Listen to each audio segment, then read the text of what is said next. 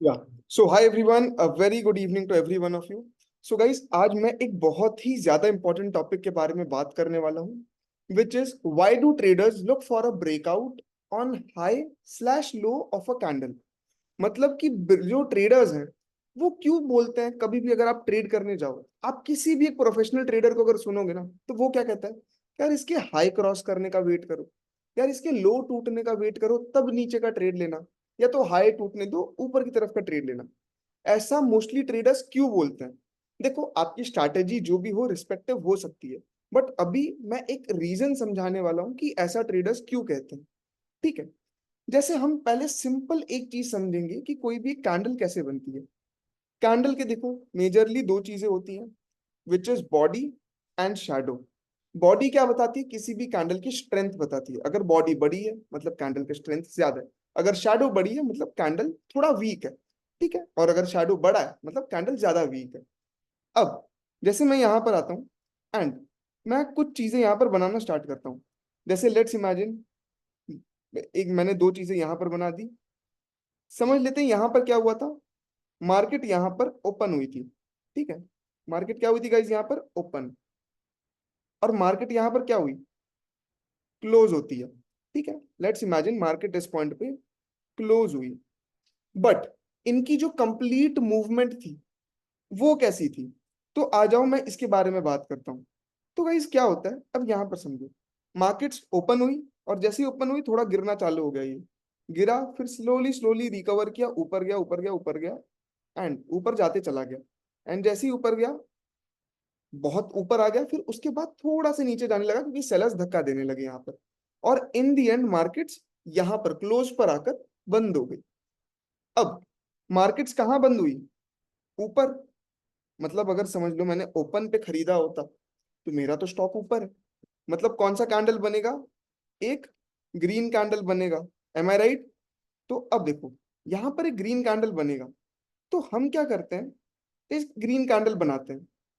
एक लाइन ऐसे बनेगी, एक लाइन ओपन के सामने कुछ ऐसे बनेगी। अब मैं इन दोनों को कनेक्ट करूंगा, क्यों? क्योंकि यही तो मुझे मेरा बॉडी बनाकर देंगे कैंडल का। अब ये बन गई मेरे कैंडल की बॉडी। अब ध्यान दो। ठीक है। अब हमें एक चीज का ध्यान देना है, प्रिसीजन पर है, नाइस। ये क्या बन गई गाइस? मेरे कैंडल की बॉडी। ये क्या बता रही है? स्ट्रेंथ बता रही है कि बायर्स ने बहुत ऊपर तक पुश किया था। और दो चीज और होती है, एक होता है हाई, एक होता है लो। हाई मतलब सबसे ऊपर वाला पॉइंट हो जाता है, राइट? क्या हो जाता है गाइस? सबसे ऊपर वाला पॉइंट हो जाता है, यहाँ वाला। This is high and this is low. तो मैं एक स्ट्रेट लाइन यहाँ ड्रॉ कर देता हूँ, एक स्ट्रेट लाइन यहाँ ड्रॉ कर देता हूँ। अब ये मुझे क्या बताती है कि यहाँ से स्टॉक रिवर्स किया था, राइट? और यहाँ पर ये क्या चीज पर मुझे बताता है कि यहाँ से स्टॉक नीचे की तरह रिवर्स किया था।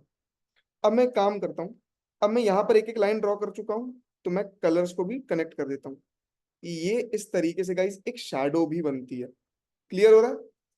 अब आयुष, हम तो ये क्वेश्चन पूछ रहे थे कि हम ब्रेकआउट क्यों देखते हैं हाई और लो पे, पर अब आप यहाँ पर मुझे ये सिखा रहे हो कि कैंडल कैसे बनती है। अब क्योंकि गाइस ये कुछ ज्यादा ही जरूरी है मुझे कैंडल बनाकर दिखाना। ये कैंडल तो मेरे ख्याल से आप सभी लोगों को समझ में आ गया होगा कि ये कैंडल ऐसे बनती है। तो मैं एक काम करूंगा, मैं इसको हटा दूंगा। अब ध्यान देना, मैं इसको हटा देता हूं यहां से कि कैंडल ऐसे बन गई, मैंने समझा दिया। बट आयुष, हमारे टॉपिक का क्या हुआ? जो हमारा टॉपिक था कि ट्रेडर्स क्यों देखते हैं ब्रेकआउट हाई और लो पर।